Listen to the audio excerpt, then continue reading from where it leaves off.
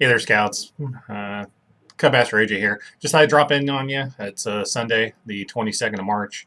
Hoping all are you out there are well. Here at Camp Grantham, we're catching up on some yard work. Did a campfire last night, roasted some sausages on the grill. Had a good time. Got the lawn mowed for the first time. I know some of you older scouts are starting to get to the point where you're going to be mowing the yard yourself. So just a fair warning, the grass is thick in some places. So thought we'd just do a real quick oral history. I know a lot of you see me walk around in my red jack shirt. It's kind of like between a jacket and a shirt. So if you look at the collar, it's super thick.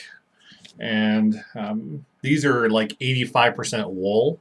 So they're really warm, they're really comfortable, and they're part of the uniform. So you can wear this over the top of your uniform throughout your entire scouting time. Most scouts wait to get them till they're older because they are kind of a little expensive. But sometimes you find them on sale. I found one for my son Greg. I think it was a year and a half ago when they went on to sale on the national website, the scoutstuff.org. I found it for $29, which is a steal because at the time they were normally 70, and I think right now they're 80. A lot of people get them handed down through their families, and then right now you're actually starting to see them pop up at the thrift stores for not a lot of money. So if you buy one new, they're a great investment. It's typically what I wear when we go camping on cool summer mornings, clear through into the fall.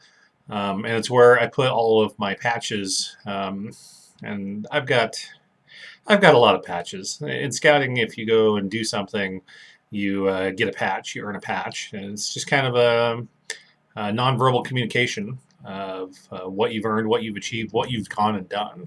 So today, I'm going to talk to you briefly about a couple patches on here. Clear down here, we can zoom in. Oops. There we go. So this is my Camp Winton, W-I-N-T-O-N, Camp Winton 1996 summer camp patch.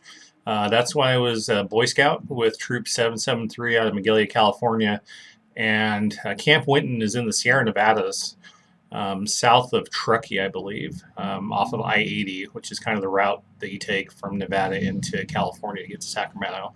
It was with the Golden Empire Council, which was the first council that I was affiliated with as a youth. I think I was 12 or 13 when I went there. And it was a great time. So the camp itself is up in the mountains.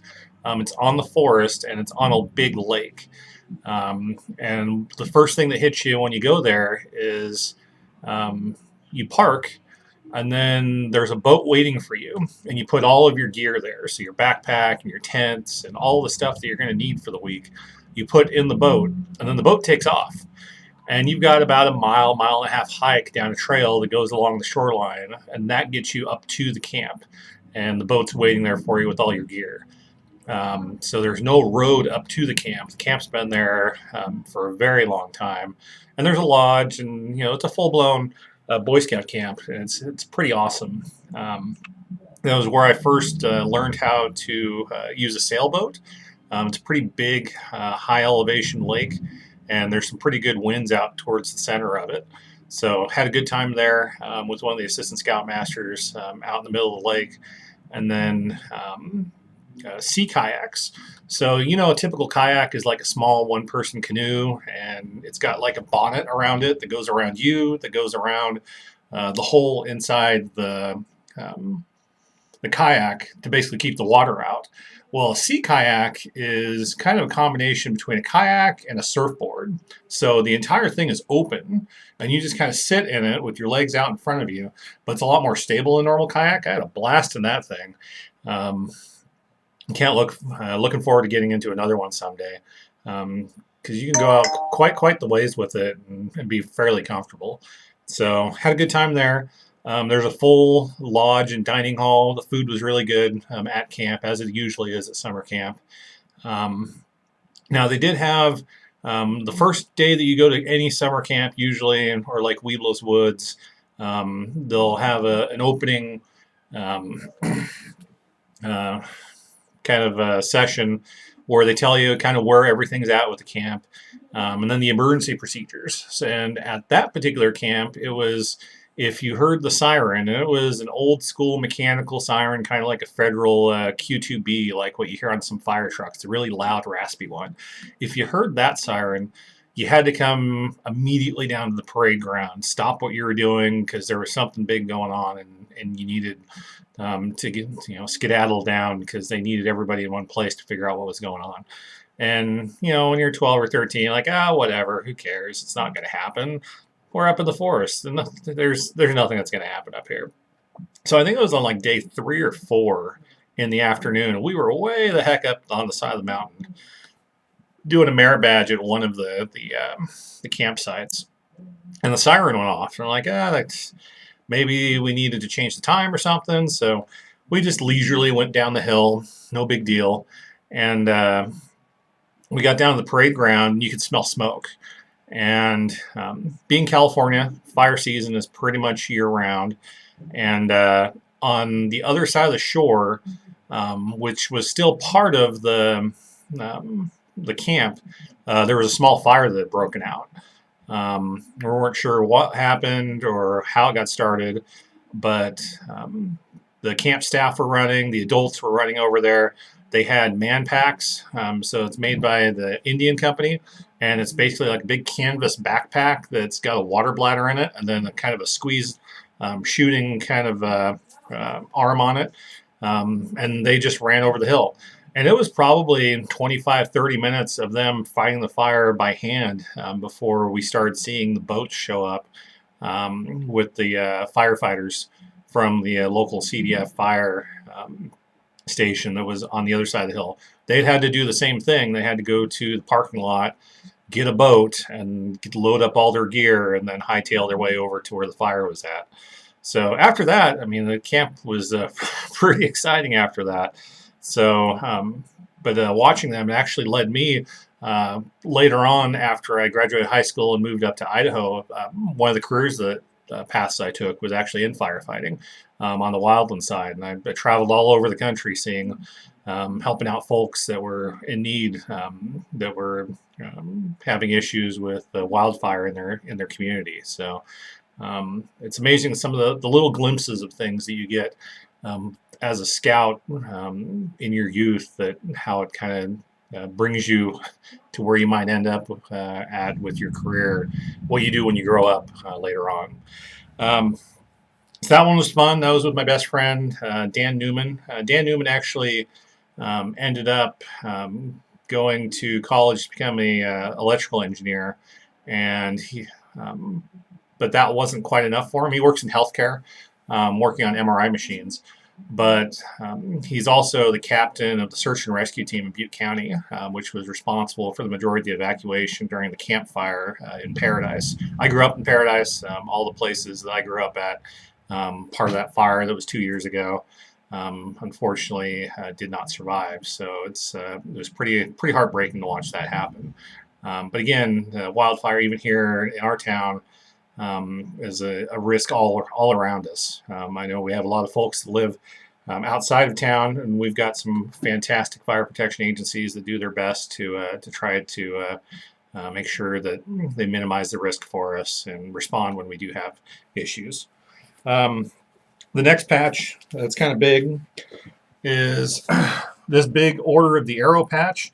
I'm a member of the Order of the Arrow. I was inducted in, I think it was like 1998, 99, 99. I was in high school at the time.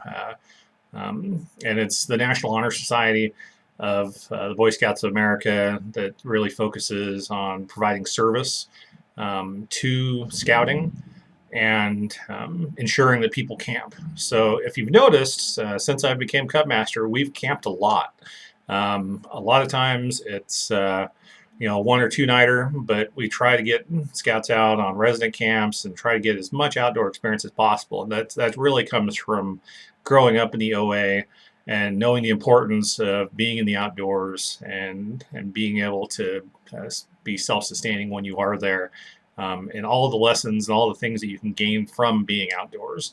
So that's why there's a giant OA patch on the back of my um, pack.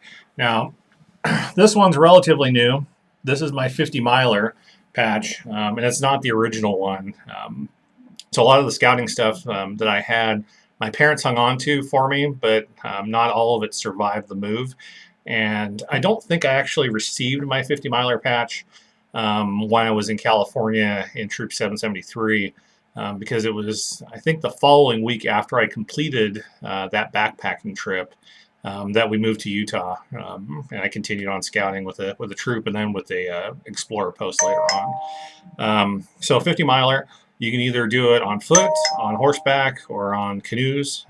In our case, we did the Lassen to Lassen, which goes from Mount Lassen, which is a volcanic national park that's in kind of northern California, and we followed the Pacific Crest Trail for 60 miles, so just a little bit over 50, down to Camp Lassen, which is in Butte Meadows above Chico, California. It's kind of like paradise. And that was a blast. That trip, I think, was scheduled to take 8 days. And on day 3, our group kind of got split up. So, nope, scratch that. It was day 4. So, halfway through the trip, we hit the highway and met our parents, who set us up with kind of a hot meal and did kind of a resupply. So we were Cadillac camping. It was pretty nice because we were doing full backpack food, and it was a lot to carry that much food and all your other supplies in your backpack at the time. So day 4, we hit the trail at like 6 a.m. because it's the beginning of June and sunlight, and we're just gearing up to go. And Dan and I had been basically split up at the beginning and at the end of the troop on the trail, and we both had ham radios, and we would communicate with each other so that we can make sure that we kept the whole troop together. And that day, we didn't get the batteries that we needed to resupply on day 3, so our radios were dead. So we actually ended up, since we spent most of the time talking to each other, we ended up being together towards the front of the troop. And we kind of took off like a gut-shot dog, heading up the hill, going south from Highway 32. And it was fantastic. We made just shy of 20 miles that day, but we also lost the other half of the troop, the slower part of the troop, which really should have been at the front setting the pace for us. So we missed day 4's campsite, which was only about 7 or 8 miles down the trail. And then we also missed day 5's campsite because we completely missed it. There was supposed to be a sign on the trail, and it wasn't there. So we ended up continuing on all the way to the campground that was east of Butte Meadows.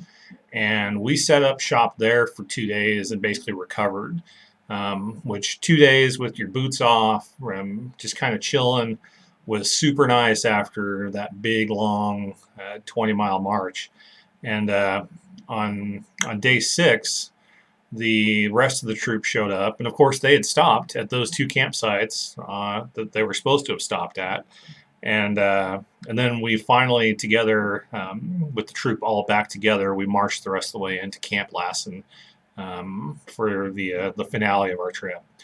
It was a fantastic trip. I strongly encourage you to be hiking now at this age, because it makes it much easier as you get older if you have your body in good shape and you're familiar with trails and what you need to carry and what have you. It makes it so much easier when you move up into the troop and beyond when you become an adult, when you want to continue to be out in the great outdoors, carrying everything that you need on your back to be out there for days at a time. So gonna wrap it up here. There's we did see some news about some coronavirus stuff here in Middleton. So again, wash your hands, super important. Make sure that you're doing the social distancing thing. So make sure basically stay home or go to the great outdoors, but stay within your family units. Don't be going out and playing on the playground. a whole bunch of stuff that all of everybody else is touching right now could be an issue for you. We don't want you guys to get sick at all. So if you have any questions, make sure you comment them below in the comments. Make sure if you're watching this on YouTube that you hit the like button and subscribe. We'll try to get these videos out on a fairly often basis, but just some oral history just to pass down from my youth. So I'd love to hear about your guys' experience, both parents and your youth, the scouts, what your favorite memory has been in scouting, or in the outdoors, or just growing up in general. Just post a comment below. And as always, Cubmaster AJ, signing off.